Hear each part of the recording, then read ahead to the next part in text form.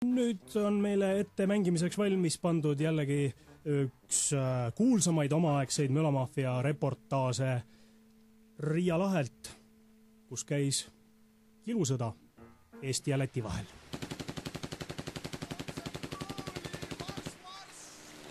Nagu igale korralikule uudistekanalile kohale on ka Raadio Mölamafia seadnud kuumimate sündmuste tulipunkti üles satelliitühenduse Eesti Vabariigis esimest korda.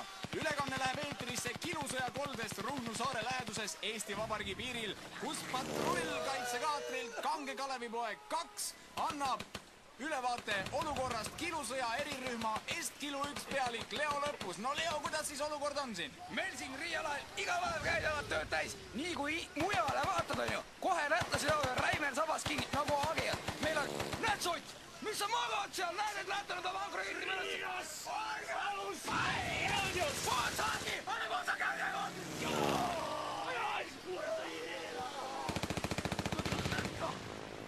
Näed nüüd, Ants! Kuule, Ants, võta parrummi varem, on üks torpeedo tuleb jälle! Nii jah, okei, kuhu me jäime?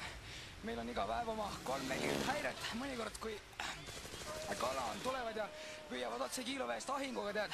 Oda! Kuule, Salle jõudis tõmba sulle praegu! Ja sina pita, võta tull! Võta simaluga, see pane, oot, tõsta! Pan poodi nigidestu, jah! Davai, on praegu võta, davai!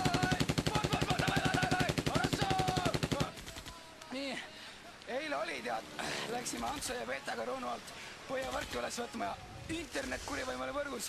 Küll siputas ja rabistas teine, aga seega lätlaste sokutatud. Lookas meil tosi nagu võrk ära, külud puha kadunud. Peeter, no sina ikka ei tunne asja. Tanne pole peal, võta, puudute tantsu võttumina. Talde juurde! Sims, davai!